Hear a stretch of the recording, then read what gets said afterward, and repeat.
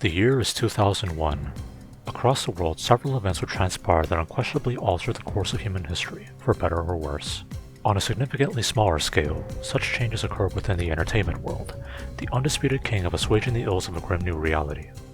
In the realm of gaming, this meant that a once chaotic mess of meandering console manufacturers would be condensed into 3 easily accessible platforms to scratch a variety of itches.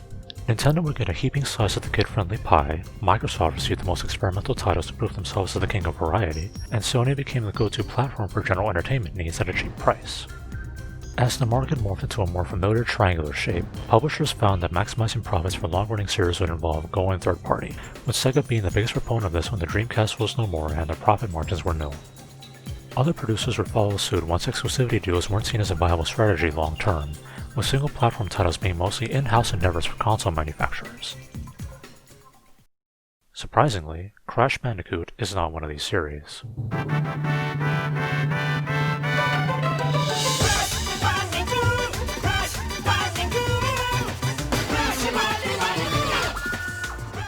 Up until this point, he and Spyro the Dragon called PlayStation their exclusive home, with multiple games released for the platform that are fondly remembered and well received by critics. The popularity of these titles was immense enough for both series to be revived with remastered editions in the modern era with slight changes, endeavors that bore fruit with similar praise to what both franchises received during their early years. Both franchises share a similar history with their games, where everything past the PlayStation era has been considered divisive, derivative, or even plain bad by the public. The end result for both were reboots that fundamentally changed the characters and led to neither of them fully bouncing back into the limelight on their own merits. But why did it turn out this way? The obvious answer is the change in developer suit as if the franchises were revolving doors, and/or half-cooked ideas that spoiled an otherwise good time. Spyro's first multi-platform console outing was, in no uncertain terms, destructive for the franchise. While it followed the conventions of the first 3 games, the end result suffered from a general lack of polish due to being rushed out to meet a deadline, among various other factors that fans will gladly point out. Crash has been noted to have gone through a similar experience with his first outing, a claim that I can't necessarily comment on as I have the means to play said game for myself. Until now. Get ready to face my wrath, Crash Bandicoot!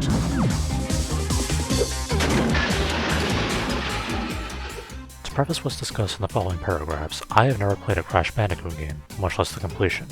Crash Bandicoot The Wrath of Cortex is my starting point with the series. Any nuances or discrepancies between the way Crash handles in this game and how the level design philosophies differ compared to the originals or the Insane Trilogy mean nothing to me. Actually, I lied. I do recall playing a small portion of this game several years ago with a relative. All I can vividly remember was having trouble with a ball mechanic when it came time to using it for a boss battle against Crunch. Aside from that, I don't remember anything else.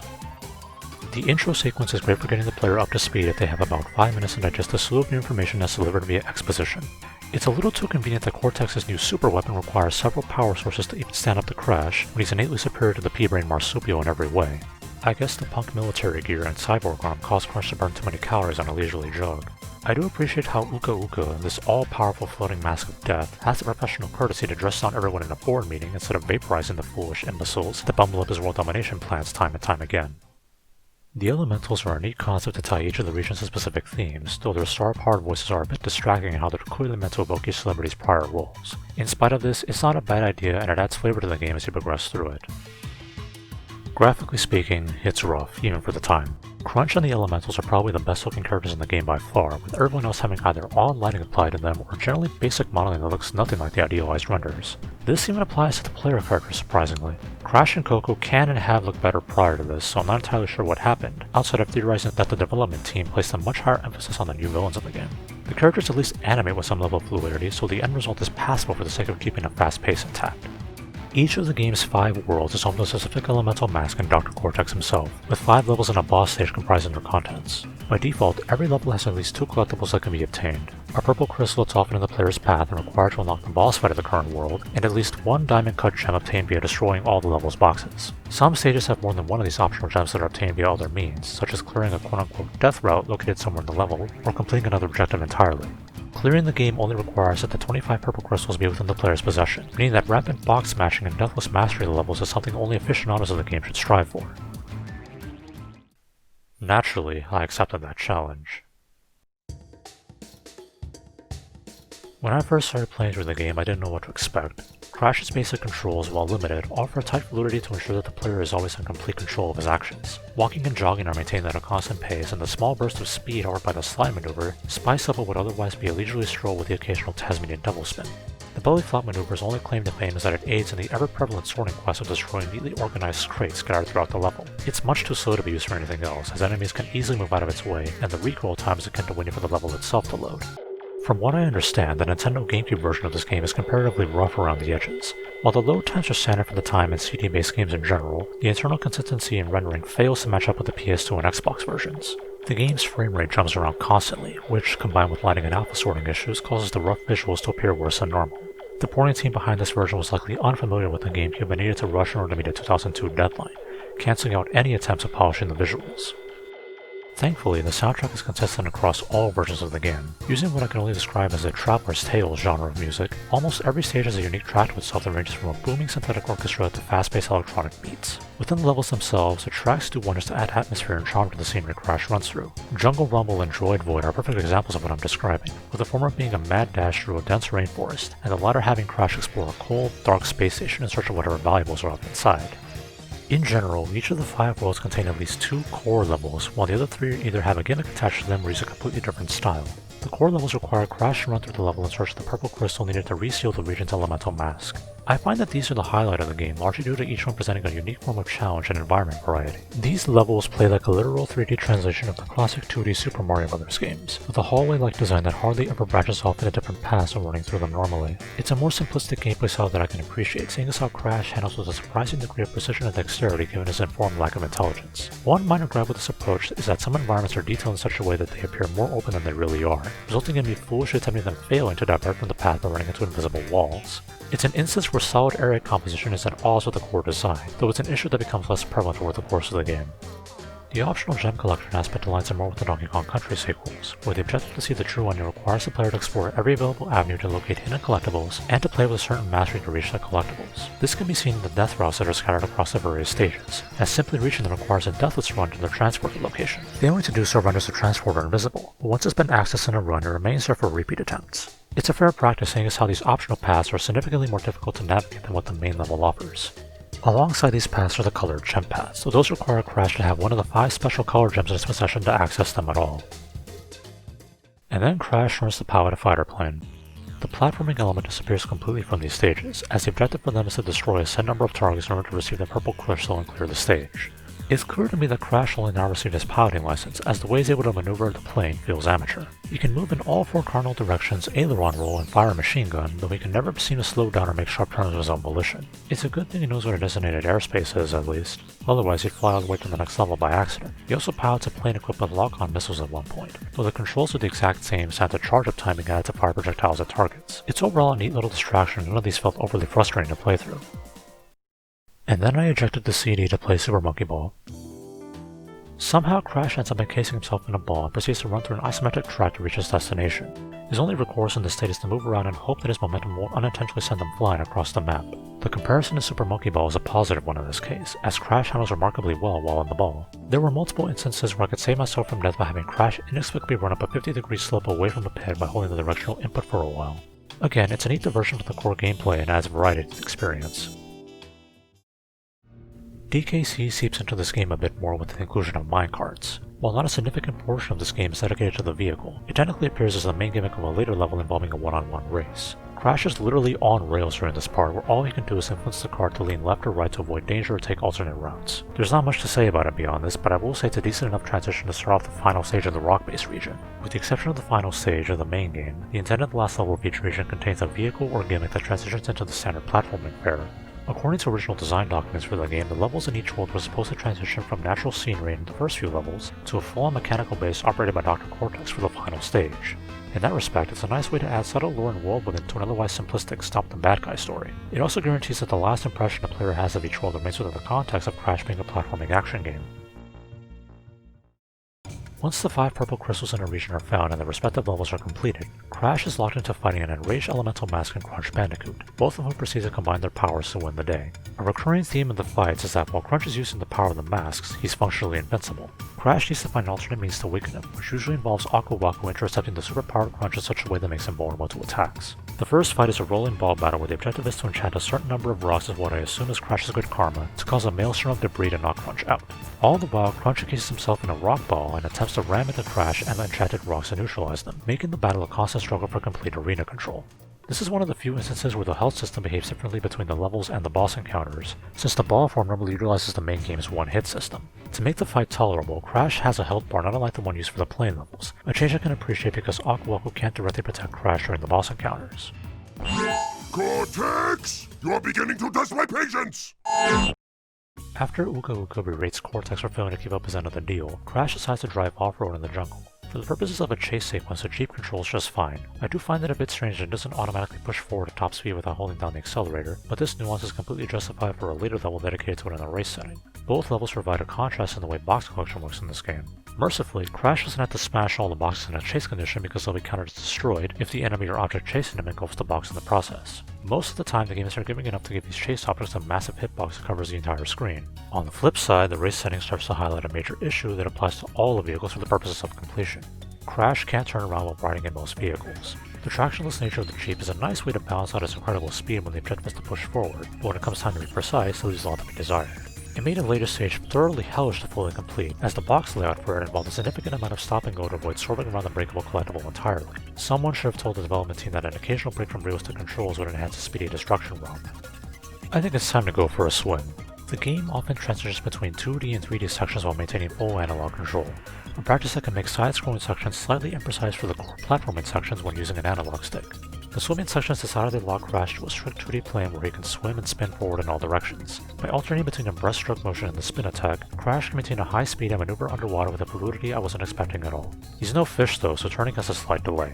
He can also randomly board a submarine to change up his abilities. While he loses the ability to swim circles around Wumpa fruits with ease, the sub grants him the ability to be a big target that shoots torpedoes and drops bombs. There were many instances where the slow speed of the sub made it difficult to avoid speedy nautical enemies and mines that sank faster than Crash can move inside the vehicle, needlessly frustrating an otherwise serviceable escapade. Meanwhile, Coco goes off to explore regions by her lonesome. In terms of controls, Coco can be considered an offshoot of the core style. Most of her levels follow similar conventions to Crash's levels, except she doesn't have her older brother's sliding and boss-granted power abilities aside from 2 special cases. Her core levels focus heavily on platforming challenges that assume she's capable of planning out her moves carefully before proceeding. Based on how she handles similar to Crash in nearly every respect, this is a fair assumption and starts to be another highlight of the game. If the controls for the platforming sections weren't as airtight as they were, I would have hated this additional gameplay style and seen it as entirely unnecessary. Crunch seems to have near perfect synergy with the water elemental mask, as the second fight gave me the most trouble. Finally. In a rare instance, Crash is able to harm the Liquid Crunch hybrid directly by spinning into it with Aku Waku's assistance. Reaching Crunch is another matter entirely, as the process involves careful platforming to avoid his water blast and shockwave maneuver that doesn't seem to do anything. Defeating him here grants the first truly useful power-up for Crash: a double jump. I do think it's a little strange that the apparent gallery of rogues that Crash has amassed amount to nothing more than race fodder and obstacles for the ball stages, though I figure it was done to place a much greater emphasis on the immediate threat of Crunch and the elementals. They do an excellent job of obstructing Crash's path toward the next purple crystal, but I imagine these guys were at one point legitimate threats in their own right.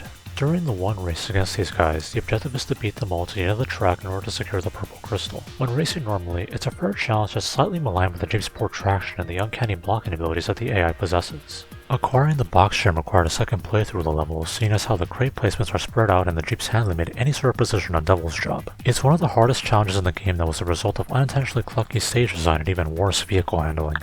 Quitting so soon? And on such an easy level? Coco's vehicles fare much better in terms of overall handling, but they end up controlling similar to one another. The scooter and snowboard maintain a decent amount of resistance when moving left and right, while also allowing Coco to jump. Their inclusion in the game is relatively minor, only appearing in a handful of levels as part of a chase sequence and a single challenge run where the objective is to prove Coco's extreme snowboarding skills. It seems Crash placed a much greater emphasis on his flight capabilities than his driver's license in this game. The inclusion of a jetpack is probably one of the last things I expected to see alongside Crash Bandicoot. It utilizes plane controls and an accelerator to push forward at a reasonably slow speed, while also allowing Crash to spin attack. The inertia provided by moving in a direction for long enough adds a bit of realism to the experience, which is a condition that was also applied to the Jeep. In this instance, it works to the jetpack's advantage because Crash can't move past a certain speed, and the levels that include the jetpack are designed more around his ability to maneuver around obstacles, instead of tearing through narrow passageways quickly. A later stage utilizes the jetpack to have Crash fly through rings while also racing another character, a testament to how much faith the development team had when it came to how well it handles under tight situations. Hope you brought your sunscreen, 'cause you're gonna burn!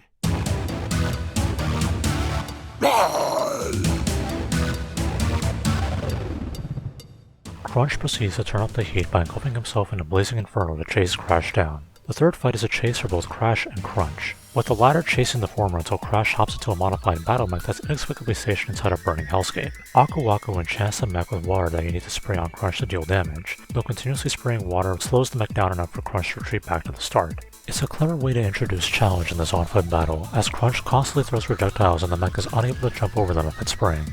Neutralizing Crunch grants access to a semi-glide ability that trivializes some of the platforming challenges the game presents, though at this point, the level design for future stages accommodates for this by slowing Crash down via other means. While the reviews being tight, Crash is still climbing the ceiling grates. This new mechanic is needlessly slow and largely serves as a means of padding out level lengths. There should have been a way to speed these sections up at least slightly if their inclusion was necessary. The default battle mech seen on the box art also features a similar time-wasting mechanic in the form of the mounted bazooka. The base controls for the mech are serviceable for something the artist deemed appropriately awesome enough to emphasize in marketing, though its bazooka leaves a lot to be desired. It requires a complete stop to aim the cannon and hopefully fire a projectile, whereas other games would utilize a mobile targeting system for the purposes of keeping a constant rhythm of motion. It's a mixed bag, emblematic of the game itself at this point. Time to earn your wings, kid! Crash encounters his final exam for Pilot Academy when he takes on a supersized Air Crunch. There's no special gimmick to this fight other than incapacitating Crunch's 4 body parts as he's attacking with one of them at a time. So long as Crash pays attention, the only drawback to the boss fight is its length, though I assume that's one way to showcase how powerful Crunch has become over the course of the game. A personalized bazooka is added to Crash's arsenal after the encounter, and while it also utilizes the stop and go approach to fire projectiles, its usage can be largely ignored unless a minefield is in Crash's immediate path, or he needs to future-proof an upcoming platforming section. Cortex! I'm beginning to question the value of your super weapon! Let's finish this!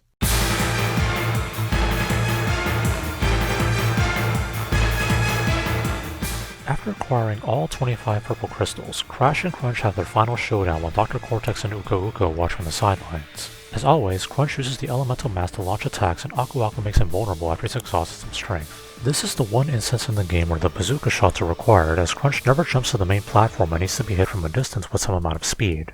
After bemoaning how Crash acquired the patented speed shoes, Dr. Cortex is informed by Uka Uka that the power of the gems is an alternate means to revive the elementals after they've been properly sealed away. Even if Crash acquires all the gems up until the final boss encounter, he's still missing 10 of them. This is where the second half of the game comes into play if Crash neglected to go after the time relics. Normally, the speed shoes would be a formality that grants Crash the ability to dash through the levels as if he were Sonic the Hedgehog, but with regards to the post-game, this becomes one of the most useful power-ups in the game for the purposes of clearing relic times. Every single level has a clear time that's revealed after they've been completed at least once, and beating said time after acquiring the stopwatch item in the level grants you a relic of a certain denomination. Sapphire is the baseline, gold is slightly better, and platinum is the best one Crash can acquire. For the sake of getting the true ending, the type of relic you collect amounts to absolutely nothing. The 5 post-game bonus levels are sealed off until Crash acquires a certain number of relics, with 25 needed to unlock them all. As I played through the game, I went back into each level to acquire their relic, usually aiming for the best possible one I could reasonably achieve without the speed shoes. All of them are possible without the power-up, so its inclusion is primarily for those that want a chance to hold all 30 platinum relics on their master save file, or for people that struggle to meet the sapphire times. Given the nature of this game, the speed shoes provide a benefit for only about half of the levels. The power-up does nothing for the vehicle and ball sections, which comprise a sizable chunk of the game's level variety. With the exception of the first post-game level, all the bonus stages are based around vehicles. These levels are at least mildly amusing after a few repeat playthroughs, so I'd count them as a nice reward for going out of your way to become a Time Lord with magical time-stopping box destruction. I'm a sucker for time trials and platforming games that I enjoy on some level, so I don't necessarily see the relic requirements as a form of padding. They clearly are, but the developers are merciful enough to include overly generous baseline times for players to collect them all for full 106% completion. The ending doesn't necessarily change with the gems aside from seeing more of it. Crunch is snapped out of his implied mind control and the villains are left stranded on an iceberg with a Wario apparition, ending the game on a somewhat satisfying note. I would have liked to play as the hulking beast that is Crunch as a full completion bonus, but I guess that's what mods are for, and balancing the game to accommodate his massive frame would have eaten up too much development time. Traveler's Tales was tasked with creating a brand new Crash Bandicoot game at the behest of the then rights owner Universal. Early on in the game's conception, a proposal was made to try and take a more open-world approach to the standard Crash formula, before Universal opted to approve a more familiar experience to ease players into the next generation. If Crash Bandicoot The Wrath of Cortex was Traveler's Tales' way of emulating and adapting the original games in their own way, I'd say they mildly succeeded in terms of the main platforming mechanics. From what I understand, vehicles and alternate playstyles existed as far back as Crash Bandicoot 2 Cortex Strikes Back. It's only natural for the developers at Traveler's Tales to assume that players would want more of these unorthodox control schemes to break up the core platforming levels for variety's sake. I can say with confidence that the game is evenly split between the core style and vehicles/gimmicks, much to the detriment of its unfortunately disorderly design philosophy. When the vehicles and gimmicks are used properly, they add to the overall experience and provide a unique form of challenge that I want to replay and master. When they don't, it drags the game down and makes me opt for either a brisk run through the slog or an uncomfortable alternative to minimize the amount of time I spend in the offending levels. More often than not, neither outcome happens in a normal or time relic run. A disproportionately large amount of the write-up was spent discussing the myriad of gameplay styles present in the package, and for good reason. There's just that many of them, and each one comes with its own strengths and weaknesses. As I've learned through my many years of playing games of varying styles, incorporating multiple ways of playing through a single game is a surefire way of diluting the core product without some sort of clear vision, tying everything together in a way that makes sense for the game or aesthetic. Traveler's Tales had the fortunate scenario of being able to use the prior 3 Crash games as a template for designing Wrath of Cortex, and to their credit, they emulated the feel of those games as closely as they could with the time allotted to them. While it's certainly not a perfect package and there are several aspects of the game's design that I personally veto, I don't generally dislike the game. I'm beginning to see why fans perceive this as the true start of Crash's downfall into mediocrity and eventual obscurity. The prior 3 platforming games must have set the bar so astronomically high that anything attempting to emulate their style with a slightly different spin on the series' conventions is bound to be seen as chasing coattails. Either that, or it's a clear-cut example of new game bad, old game good that still holds water to this day. I doubt that a full-on remaster of this game would fix the glaring issues I pointed out in writing, as improving the base game would require calling a lot of the fat and redesigning levels to take advantage of revamped vehicle controls and physics. As an introduction to the series, I'm glad I was able to try out one of the most divisive games in the series with an unbiased eye to ascertain the validity of the praise and criticisms thrown its way over the years. Maybe I will try out the other games at some point in the future if this one is seen as the bad game that almost ruined Crash. If The Wrath of Cortex was able to entertain me enough to at least attempt mastering it, I definitely want to see what the mad scientist was like when he was supposedly more chipper and cunning.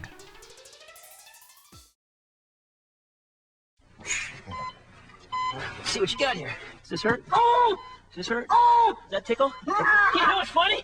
This is my chart. Sometimes it's story time. Hey, what's for dinner around here? Share with your roommate, right? I need pepper. More pain, more game. Crash is back in his toughest adventure yet, The Wrath of Cortex. It's gonna be just like the good old days, only better. Rated E for everyone. You know my insurance covers sponge baths.